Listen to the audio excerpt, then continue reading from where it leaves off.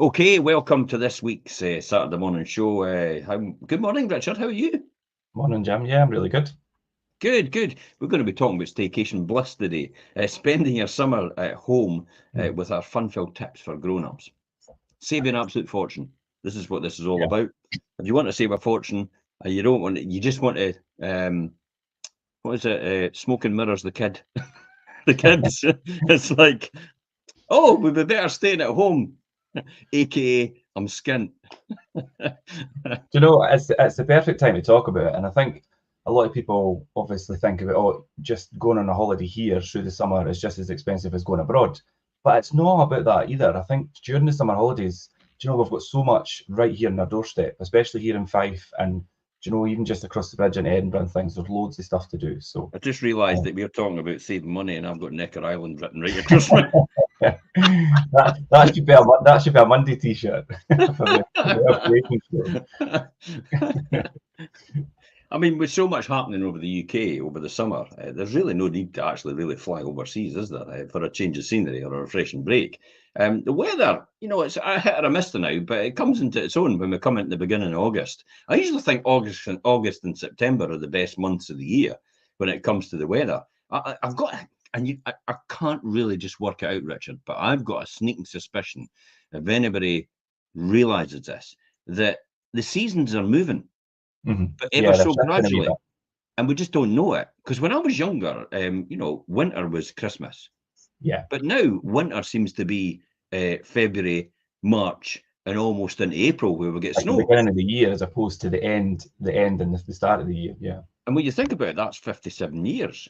So it's like in another 50 years, it's all gonna move forward. I don't think it's anything to do with climate change. I think it's just this, it's just the way the system works. Because remember, we've got a finite system, and every 4 years it goes a leap year to adjust the quarterly day in the calendar that it accumulates over that period of time, so it sets it back on track again.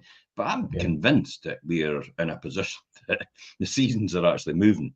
No, I Definitely. totally agree. And I mean, well, I'm 38, and I remember even for when I was younger. And do you know what? Always I notice it's when the leaves fall, and I always notice it gets later and later in the year. Gets later, eh? Yeah. Yeah. Definitely gets later. So if you're heading off for a couple of weeks abroad, that still gives you a couple of months to create to carve out a special summer at home. Early sunrises and late sunsets give you this precious extra hours of daylight to spend doing things we actually love. And the UK is packed with beauty, culture, and experiences when we get the right weather. So there's plenty of inspiration behind your own front door. So this week's show, we're going to be talking about and uncovering the delights of around the home, local secrets and hotspots, exploring the UK in general, mindful screen time.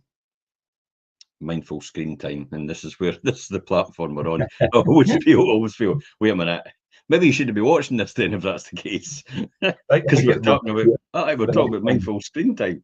Yeah. New hobbies and learning. This is the perfect opportunity to do this. This is actually really good because this coincides with another show we did. These tips are mainly really for grown-ups, but if you also want your kids to be entertained, a PG-friendly summer home blog is actually in this link in this post. So if you want your kids to be entertained, click on the link in this actual post when you go down there, and it'll give you the summer at home inspiration for you and your family during the school holidays. That's a really good one. But this is all about adults today. So, children, put your hands over your ears. Don't listen in. We're not going to be swearing. Don't worry. Well, maybe.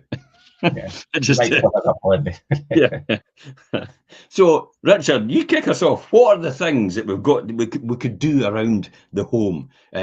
I mean, I think when I think about you, it's like your back garden is another home. It's basically an outdoor pub.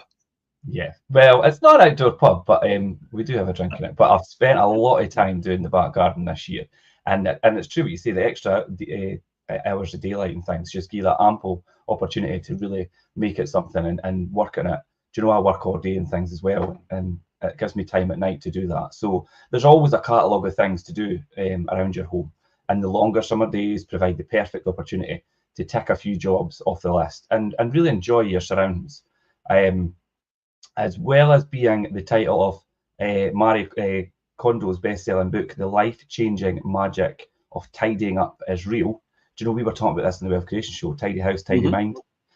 Start small with single things, like maybe just a single drawer, and clear it out, because we've all got those drawers, we've all got those cupboards that are full of stuff, for a quick reward, and see what hype you get with that. Do you know those kind of marginal gains things we talk about? I don't know what digress into like wealth creation talk, but the marginal gains, do something small, feel the reward. Please do.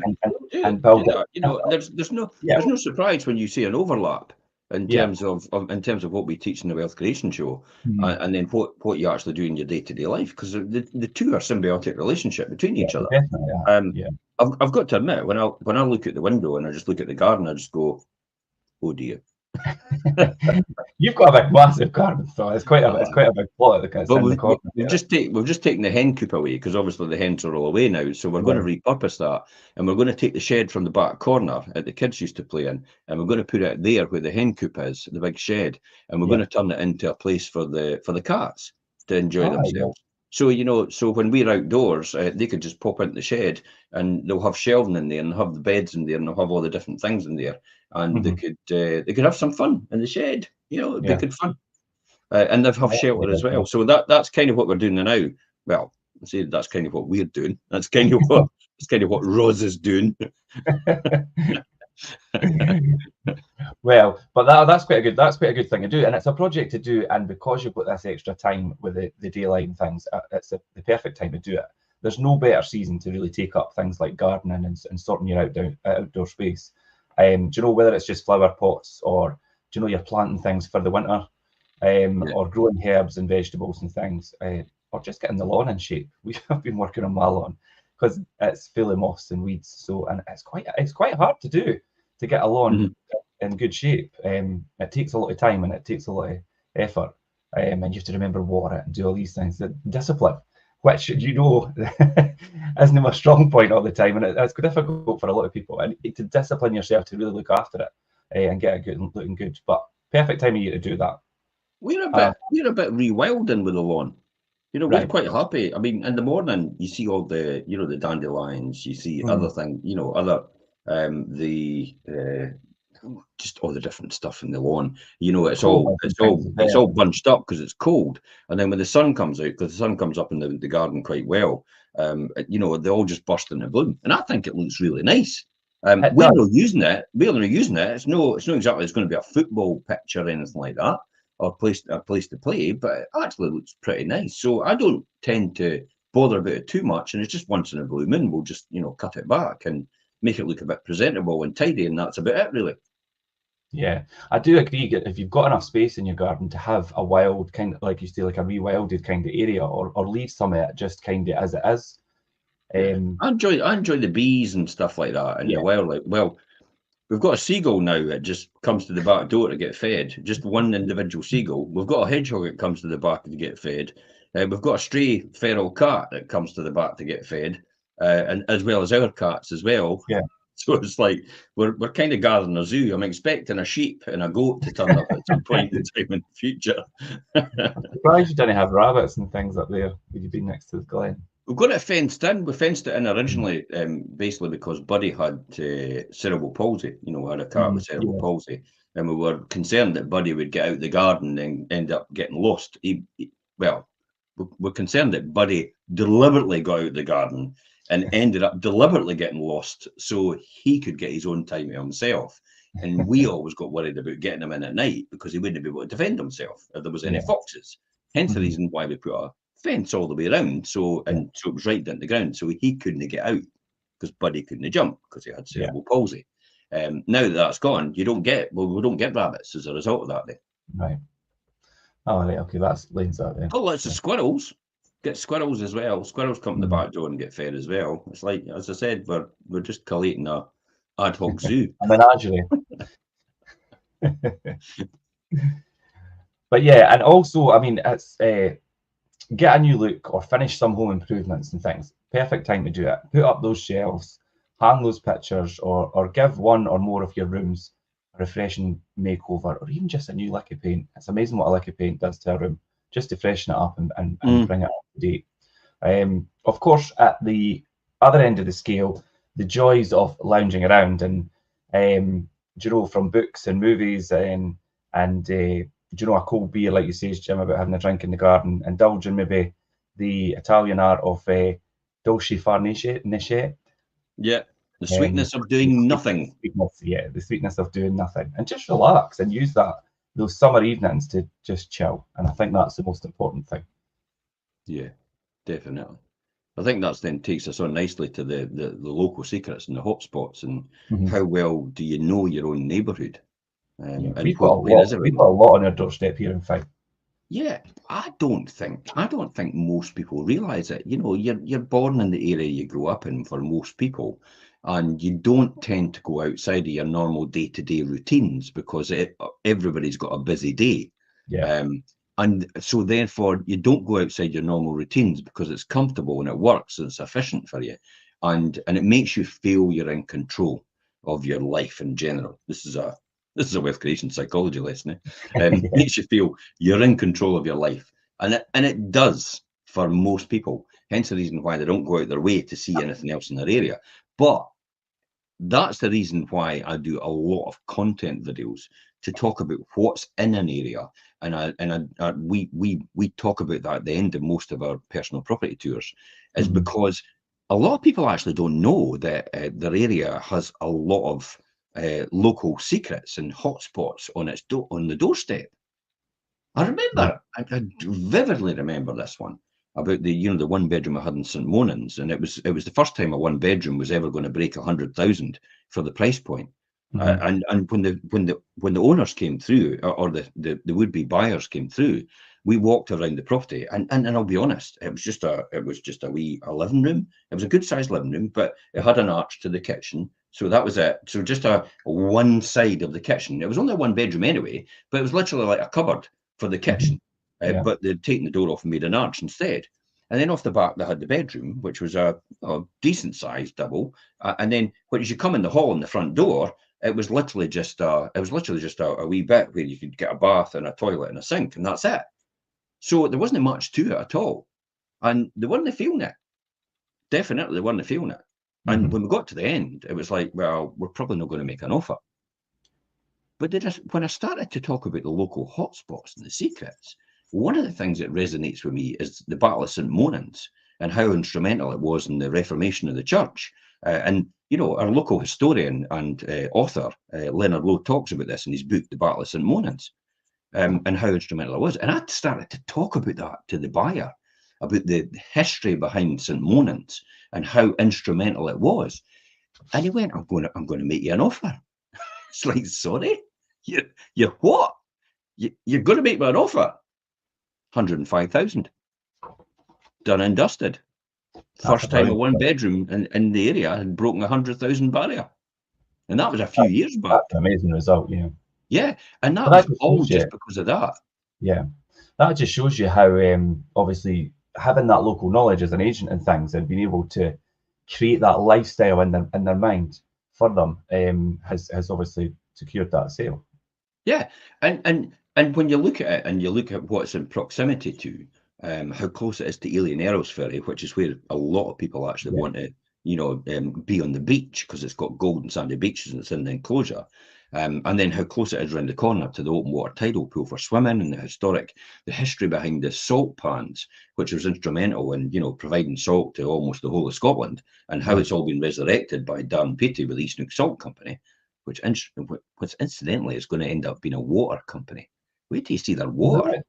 Yeah, it's like, wow.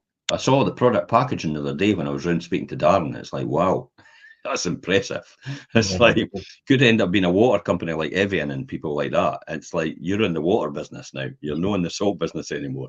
So that's one to watch. Yeah. But when you begin to engage with that and buyers get to know about that, then they realise there's a thriving community. And it's not just almost like a dorm for another place. For example, Kennaway is treated as a dorm for leaving. Same with Buckhaven and Methil, and that's where all the investment goes into leaving. And it's similar, kind of the way all the investment goes into Anstruther, because that's the main area and the main postal town, and all the rest of it is periphery. So And then with St Andrews, everything goes into St Andrews and Guardbridge, Lookers and Balmolo, and that, you know, kind of seeing the poor relation in terms of investment, although it's now the peripheries getting all that investment in, and especially into Guardbridge because of the University of St Andrews, where it's research and development located there, and also it's admin developed there as well. And the Eden Gin Distillery is actually coming back to resurrect their manufacturing facility or their premises in spring of 2025. So they had to decant until that was all finished, and then they're coming back, and then the restaurant is going to get built at the front of the waterfront as well of the Eden Estuary. That's why people buy. They don't buy it because it's a 3-bedroom property. They buy it for what it will give them, and the lifestyle it gives them as well. So this is why it's so important to know about local secrets and hotspots, especially if you are a seller. It has to do your own viewings.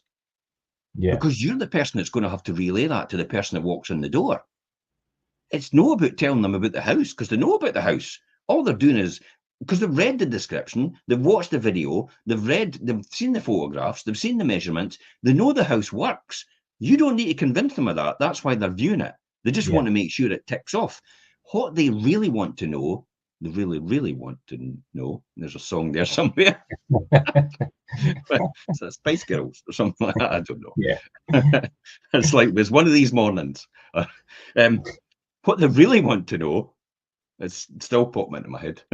I bet it's popping into your head now, eh? Yeah, there you go.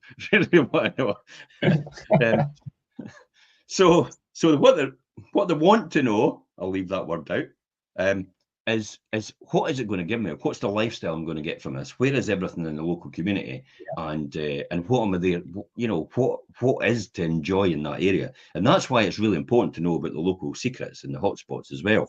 I don't mean the secrets about the local Babe New News or the St Andrews Citizen, the person that tells everybody everything. I'm not talking about that. I'm just talking about all the things. So head for the places, really, the ones that are on your doorstep. Head for the places that you've always wanted to visit. From the local restaurant or the beer garden to a posh cinema evening, outdoors possibly, or at your local community centre as well, or your local hall, your local village hall. There's a lot of village halls. You're looking at Largo Ward actually has a village hall that does that. You're looking at Collinsborough has a village that does that, and then you've got it in the Anstruther, the East Neuk area, and then you've also got it in Leavenmouth had something like that, but they're working on it again, obviously. You're right about Largo Ward. I didn't even realise about Largo Ward Hall, and I passed it the other day, and they had their notice board up, and it's like, do you know all the things they were doing? And I thought, God, I didn't even know they do that in there. That's what I mean. And then the great thing about Largo Ward, it's only about 6 miles outside St Andrews. Oh yeah, it's like you're literally next door to St Andrews. You just go down the hill and you're at Morrison's. You're at the community hospital as well. And then you're not actually needing to go through the town centre to get there. It's right on the periphery as you come in. Morrison's on your left, and then the community hospital on your right. And then you can get easy access along Lamond Drive, and then further along, so Tom Morris, I think it is, Drive. As you go further along that one to the the East Sands Leisure Centre and the swimming pool and that as well. So it shows you how close proximity to everything is. And that's what I think is the most important thing that people need to know, especially if you, again, I come back to saying, if you're doing the viewings, if you're a seller, it has to do your own viewings because that's the package you've chosen. Shouldn't have chosen that package, by the way. And I can tell you, I could go on forever why you don't choose that package and you get your estate agent to do it. But that's another story. So head for places that you want to visit, local restaurants, beer gardens and cinema events, or nearby stately homes and gardens in the areas as well that you don't know about. Cooper, Target Mansion, the National Trust actually have that. That's a beautiful place. It's a stunning Kelly Castle's really nice as well. Yeah. Kelly Castle's brilliant as well, isn't it? Yeah. The other thing to do is check out your local press, your Facebook pages, your community pages for outdoor summer calendars, from culture festivals to outdoor screenings. The food festivals in Silverburn today, that's going to be there. You're going to have the trough. You're going to have the Mr. Softy Fife, which is all the different ice creams and that, and then other events as well. And you're going to have, I think, a wee musical bit as well, and some things for the kids to play on the actual green. So again, all these different things that go on in your area, definitely to check out local Facebook pages for that, and food fairs, as I said, pop-ups on the beaches. What was the one that's going on? Cellar Dyke. the outdoor sauna is going to be going there as well. So you've got one in Ely. Well, there's going to be one just at the Cellardyke tidal pool as well. So outdoor sauna. You've got the Grind there as well, which is a great wee place as you walk along the Fife Coastal Path. Had to get that in there. You've got the East Nook Outdoors Centre right next to the Cellardyke tidal pool as well for things like axe throwing. Yes, he's got axe throwing there, and things like kayaking. Kayaking's obviously the reason it's there, but it just adds a wee bit of flavour in there for people that want to do just alternative different things. Yeah, something that's a wee bit different. So there's always plenty happening in your area. Swap, here's the other one as well. Swap online retail for fun of the high street. Rediscover your old school shopping with your friends to support local shops. Yeah. Update your wardrobe and grab a few drinks and boost and snacks to boot. A few drinks and snacks when you're out. You're away this afternoon, aren't you, Richard? Yeah, I'm going, and that's another thing as well. Obviously, I think you're right about shopping, shop local and things. I know we all shop online, and it's just part of the culture now. But I think it's always good to make time as well to look at your local shops and buy things and explore and just put that wee bit of money back into your local area as well. But also, where we are in Fife, obviously, in Leiden, we've just got the train link right in Edinburgh, and we've got the Fringe on just now as well. Fringe is an amazing thing. You could get on the train and go to the Fringe and just walk around for free. And it's amazing. Yeah. You don't need to, there's a lot of good. And you can go a lot of the free shows. Yeah, there is. So that's a really good thing as well. And close proximity to Fife. The Fringe is like the biggest, well, it is the biggest. Biggest cultural comedy festival, theatre festival, arts festival in the world. Yeah. People come from all around the world for doing that. And then, they don't realise just what's right across the water. And the Kingdom of Fife, one of the only places, the only place in the whole of the UK is actually a kingdom. It's the kingdom of Fife. Yeah. And so there's a lot of things. So a quick tip, if you're stuck for ideas, type hashtag days out, followed by the location of your choice, into Instagram or TikTok or YouTube, and watch the inspiration jump out of your screen.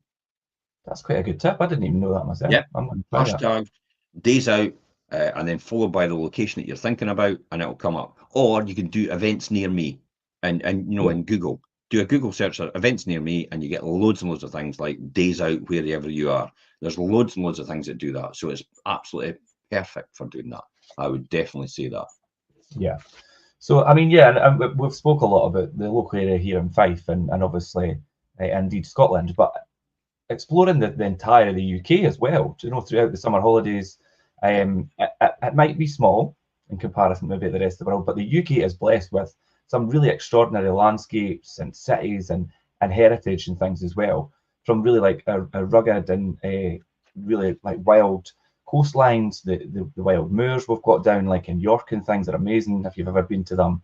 We've got a lot of historic ruins and really some cutting edge architecture as well. Edinburgh's amazing for that. You've got the old town and the new and the old and the new kind of come together in parts, and it's quite amazing. And that's not being biased because it's obviously the Scottish capital, but I mean Edinburgh's a really amazing place. Glasgow's good as well though. I like Glasgow. Glasgow's always a wee bit more industrial in that, obviously, but it's still got a lot of good architecture. It depends where you're getting. If you go in, well, the typicals are Buchanan Street and along there, but then you walk further along towards the Byre. Mm-hmm. Is it? No, it's the Barrowlands Byre. I'm getting confused with the Barrowlands. Yeah. If you go to the Barrowlands, if you walk further along to there, you start to begin to see the old town. But as with every place, when you go into a high street, you look at it and you think, oh, all these places are shut because they're, it's maybe a Saturday or Sunday afternoon. But you don't realise up all the wee alleyways, you've got all the wee pubs and restaurants that are open and actually doing business, and some of them are actually fantastic. So opportunities to take advantage of that as well. Yeah, definitely. We're so lucky to have so much kind of on our doorstep, and you could do things like build maybe like a city trip around maybe a concert or an outside venue or something. Slessor Gardens in Dundee do outdoor. Dundee. Yeah, and you could go and stay the night, and it's just across the Tay Was it the VA as well? The VA's there, yep. Discovery's there as well. Yeah, and Dundee's done a lot to that. As you come off the bridge and off to your left, spent a lot of money along there. making it look really nice. And they've got the open air venue at Slessor Gardens. So I think I went to see Rita Ora there. It was brilliant. So so you've got things right across the whole UK. You've got the Peace Hall in Halifax, Somerset House in London, Kelvin Grove Bandstand in Glasgow, and many more. But they were just kind of examples of main places across the country that you could go. Visiting outdoor gardens, like you've got the Eden Project down south. Eden Project's going over in Dundee as well, I think. Is it? That would be quite good. There's plans afoot for the. I'm sure I've seen the plans online for the Eden Project going into Dundee and doing something over there as well. Yeah, that would be quite good. I would definitely go to that if it was to come. But yeah, and like I say, maybe have a wee bit of luxury overnight stay in a hotel. Go to the safari park. We've got Blair Drummond up here. Hiking and camping and things is quite popular at this time of year. Watch for the midges. My nephew's just done that and got eaten alive. So the Eden Project, Richard, just to let you out, so it was due instead for the initial target at 2026, but it's going to be 2030 now. They're moving towards that because obviously maybe something to do with funding or something like that. But it will be a landmark development for the city of Dundee, transforming the former gasworks on the East Dock Street into a beacon for regeneration and green tourism. Spoken just right like it was out of a book. No, that sounds really Google. good. Thanks, Google. that sounds really good stuff. But yeah, and like I say, obviously we could go hiking and camping, and we've got a lot of like ancient trails and routes, and you've got things like the Pennine Way, and things down the borders like the Borders Abbey Walk, and there's a lot of stuff to do across the country. And the one I like in Fife, and I'm not sure if everybody can go on it, is the Chain Walk. I've not done the Chain Walk for a long, long time. Yeah, see that for me, that's brilliant. I love that. That's climbing all these rocks. But I tell you what, if you slip and hit your knee on one of these rocks, oh yeah, boy, there's going to be some serious damage. It's like, so you've better be, a bit more dexterous in terms of what you're doing, because you'll take the hit for that. Or you can just walk over the Kincraig.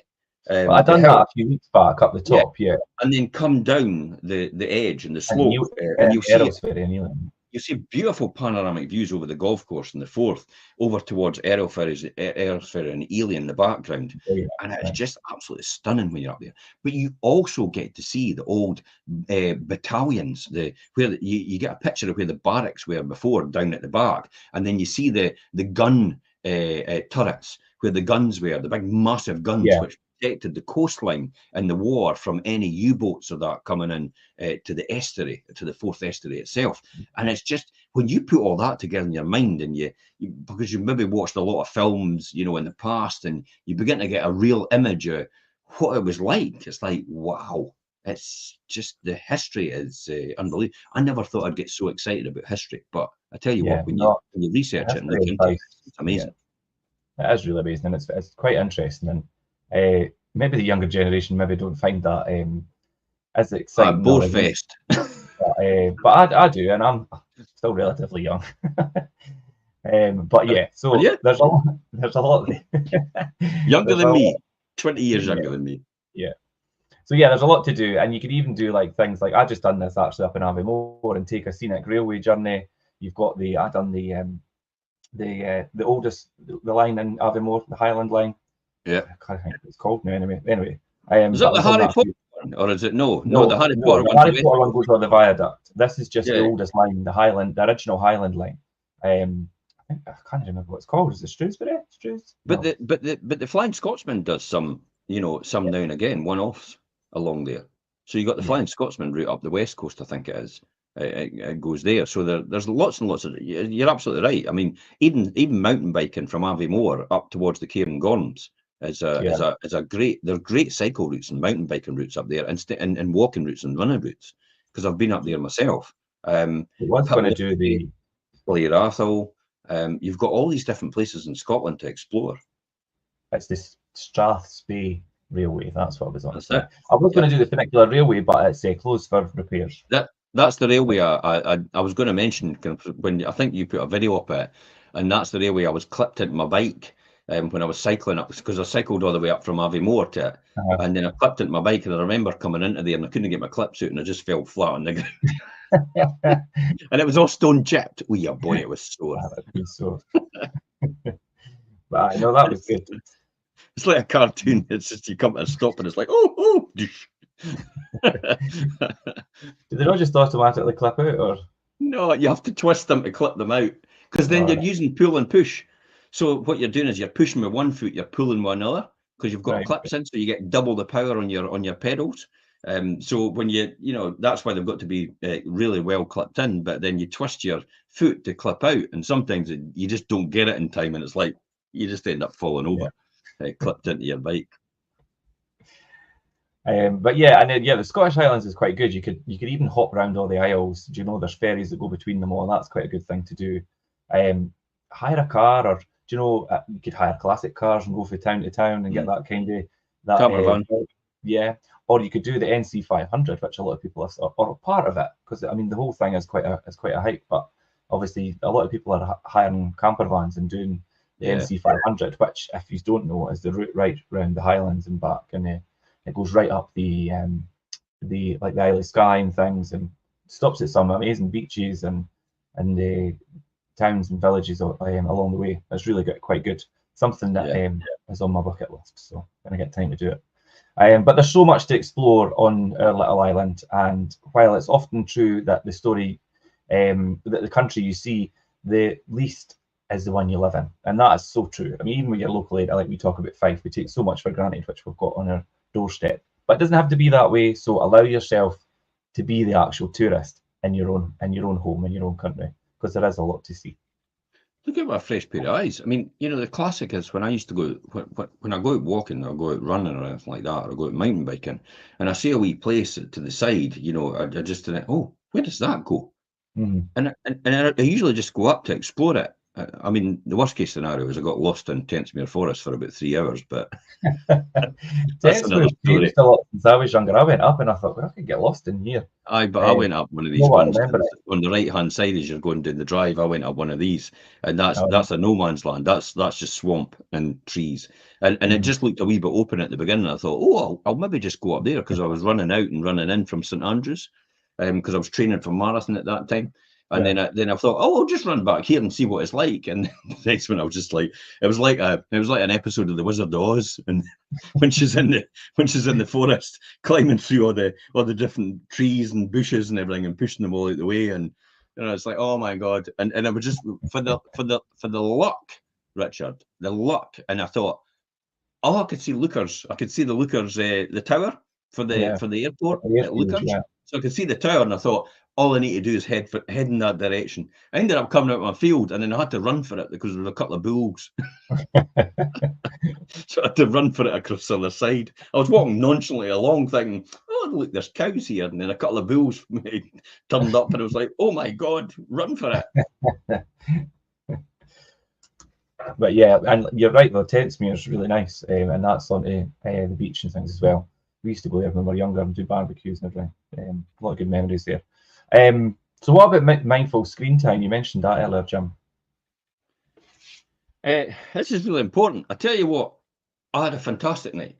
I slept out my camper van. It was nice and on the driveway, believe it or not. It's like, so it's like, and I had and I got up this morning and I thought, oh yeah, boy, my head is completely clear and relaxed. And then the worst thing in the world I did was I went and looked at my phone. I'm terrible for it when I wake up early and pick my phone up. It's like, yeah. And then what happened next was I felt my head begin to get a bit weighty. You know how you get that feeling? And it's like, wait a minute, what's going on here? And it's the blue light from the phone that causes this. So you've got to be careful. You've got to keep away from your phone now and again and just stop being on it. Now, the average person is on their phone 3 hours a day. And I think I'm above average because I've got a business that I run as well, and social media is so important to us. But there's some people I know, it's like, oh my God, they're on it, almost addicted to apps and games and all the rest of it. They can't leave it alone. Every time it buzzes, you see that when you go out somewhere, when you're going out today, Richard. Just make observations round about you, where everybody's sitting and they're meant to be out together. They're meant to be in a group, but they're not really together because they're interacting with other people on their phone. On their phones, They aren't even there. And it's like, no, give me your time. The most important thing you can give everybody is your time, and most importantly, your attention.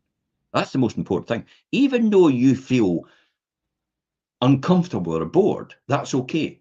Do you know what it reminds me of? It's like when you stop smoking. You're so used to having a cigarette when you get bored, it takes the place in the habit. And that's what happens. And people go, I got nothing to say, it's uncomfortable. And then they go, you want to go for a cigarette? And that's what happens in there. That's why people do that by out of habit, to avoid that void in what's happening in the conversation, because they don't know how to deal with that, because they've no dealt with it in a long time.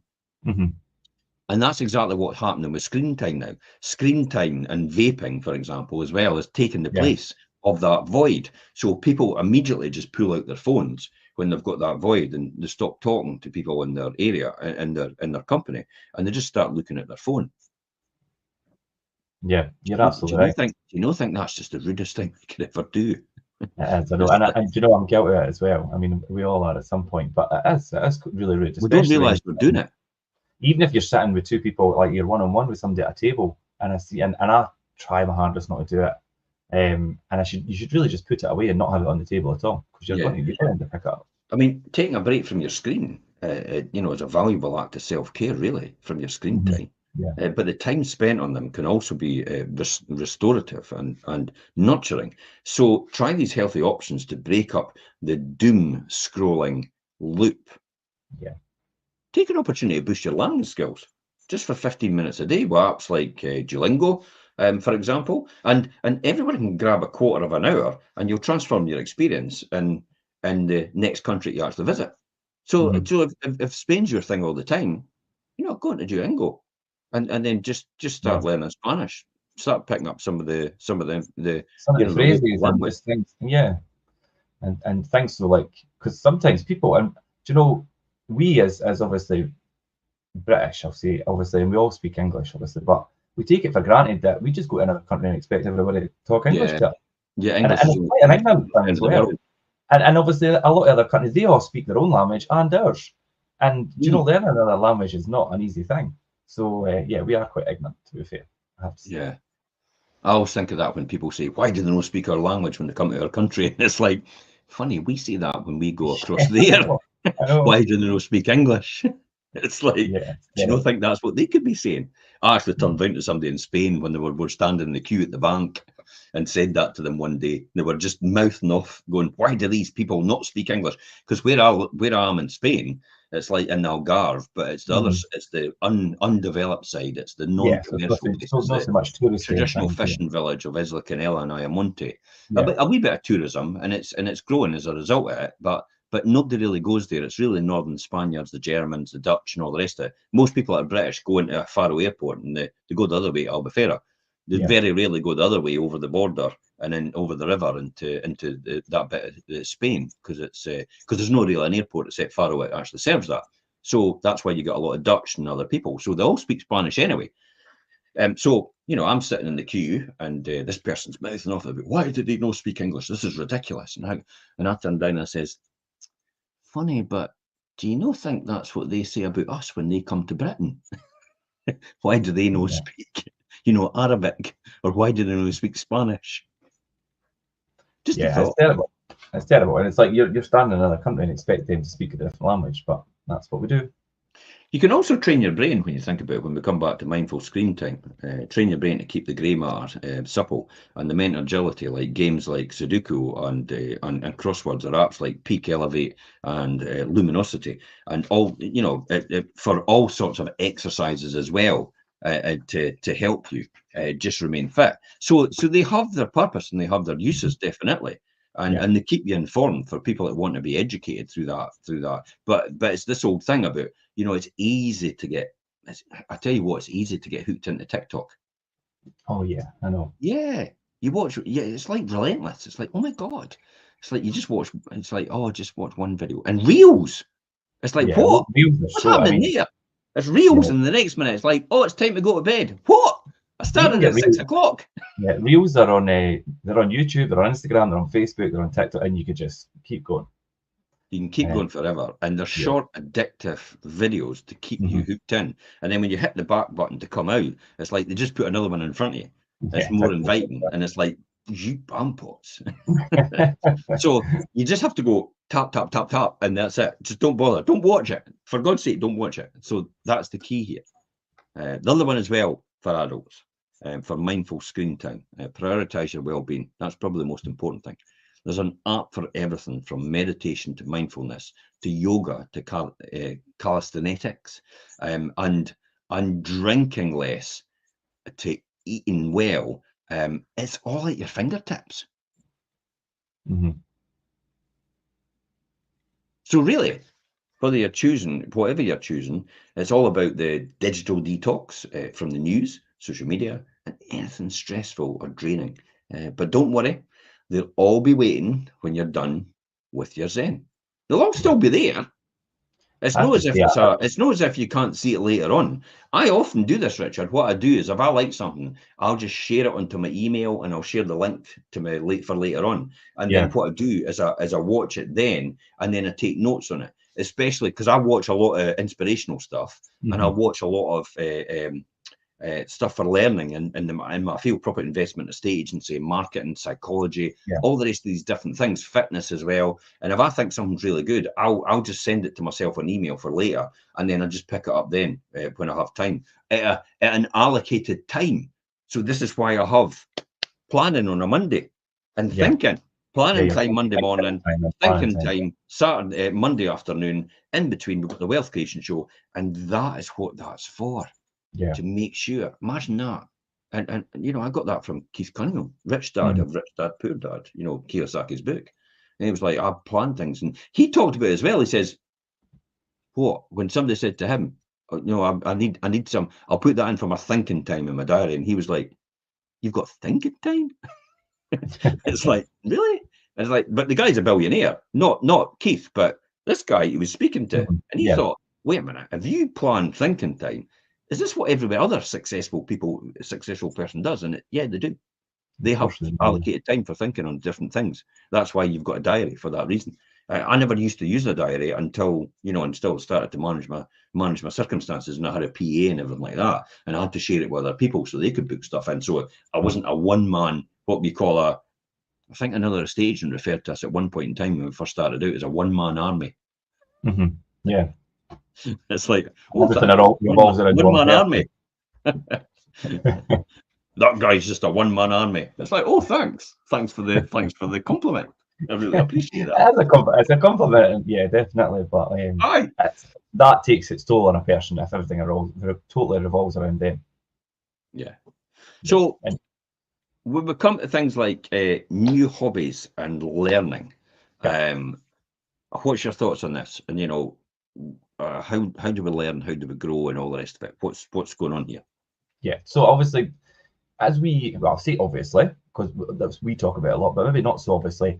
When we learn, we grow, and it doesn't have to be all that heavy academic work. It's be a student of life.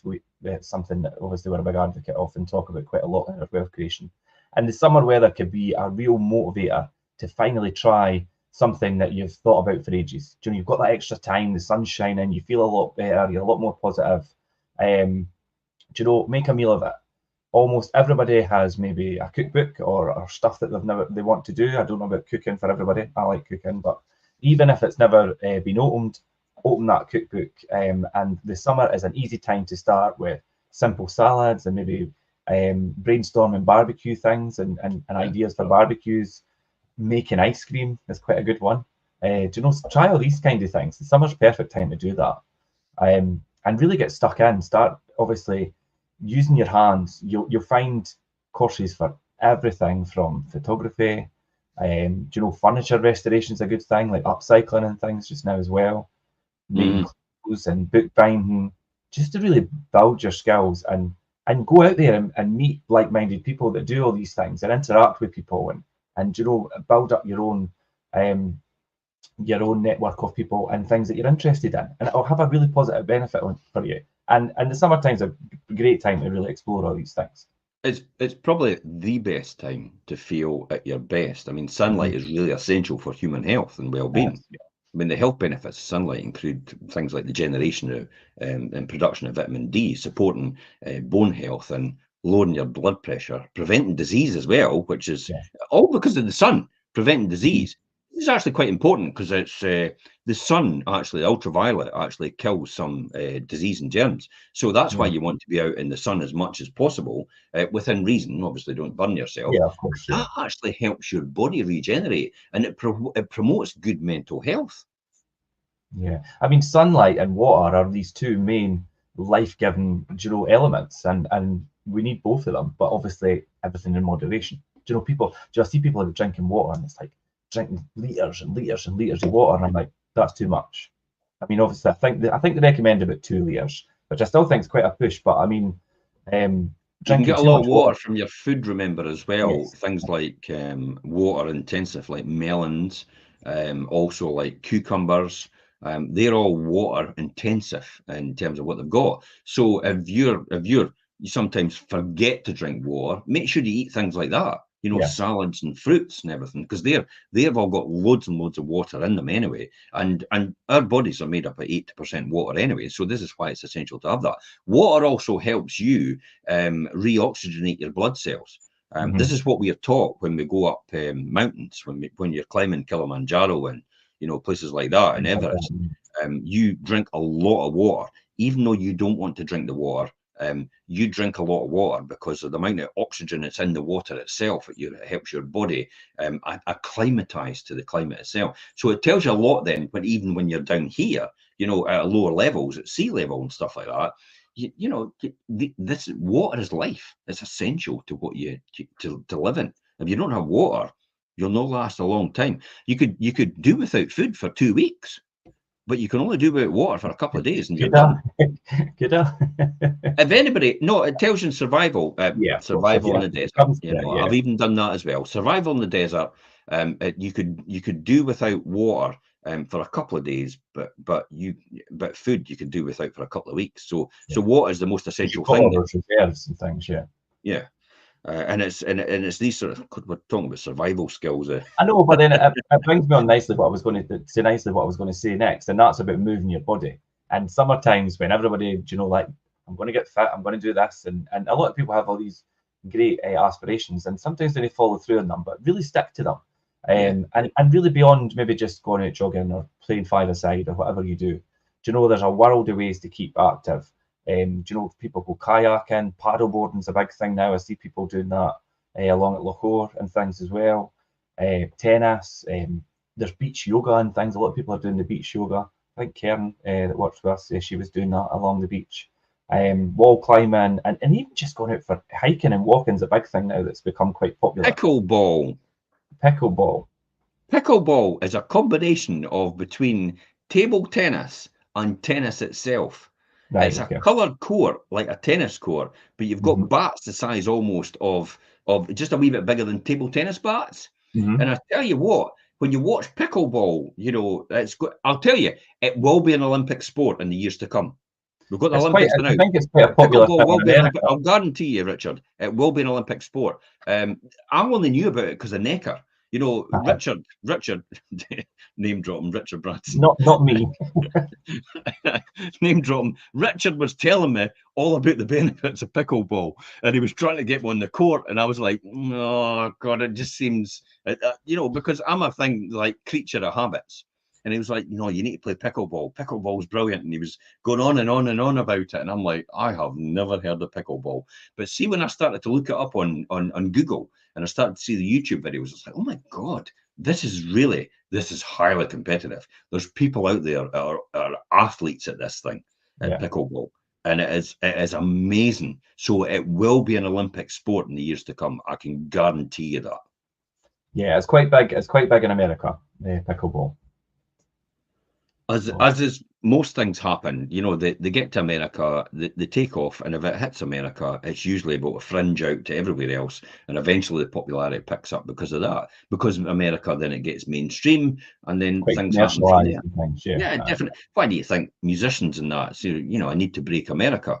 That's the sort of thing. So, they could be great on their own doorstep in Britain, but if they break America, it's like, wow, made. Yeah, just opened a lot of doors. Yeah. So yeah, I mean, and the question I think then you really should ask yourself is there anything that you've always wanted to do, but for some reason you've just never got around to it? I think Simon Sinek says the only way you'll find out if it will work out is to do it. So you can sit and think and procrastinate about things, but the only way really is just to get up and do it, and see how things work out.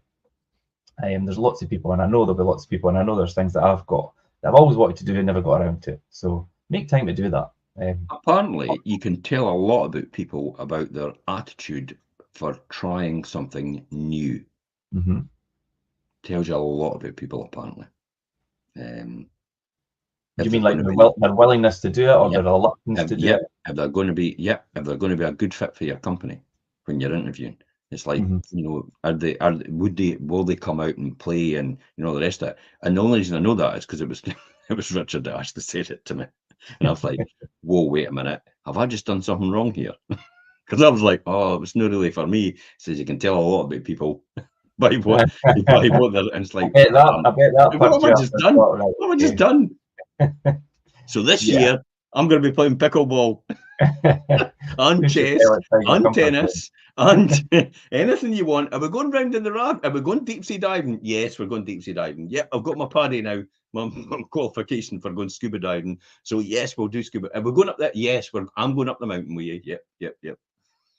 Yeah, push yourself outside your comfort zone and do different things. It's definitely the way.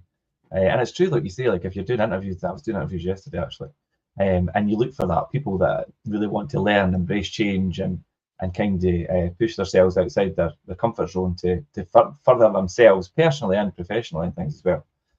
Those are all good markers for somebody that's going to be a good fit. Yeah, so we'll round it up there. That's a good ending to this. We'd love to hear what your fun days out there are, or what you're suggesting at home as well. Have you ever been inspired by anything or found anything, something new and exciting that you could do and you could recommend to anyone else? Please feel free to put something in the comments themselves. Yeah, definitely. I know we've got a few comments here already, but please feel free to put something in.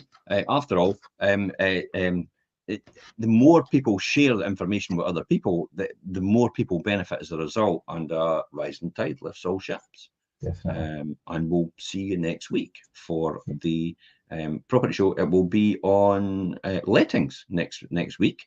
Yeah, we're doing the letting show next Saturday. Obviously, we're back Saturday morning as usual. We're here on Monday for the Wealth Creation Show. Sunday night update tomorrow night as well. Sunday night update, Jim. You'll be doing that at 7:30. Is it 7 o'clock or 7:30? Yeah. 7 o'clock. 7 o'clock Sunday night update right across the Fife property market, telling you what's going on, what's happening in the market. It'll be interesting because base rate decisions next week on I think it's Thursday. It'll be the base rate decision by the Bank of England. Yep, Thursday. It'll be interesting to see if they're going to move it down a quarter of a point or if they're just going to keep it as it is. I still think they should be moving it down quarter of a point, but they're saying core inflation's a bit higher than usual, so therefore they might actually just leave it as it is just now. So it'll be interesting to see what happens on Thursday as well, and we'll be talking about that a bit more. Until next time, guys, thanks very much for joining us on the Saturday morning show. If you're watching on the rerun or you're listening to the podcast, please feel free to comment and reach out to us if you're needing information or help. Bye-bye for now. Great. Thanks, Jim.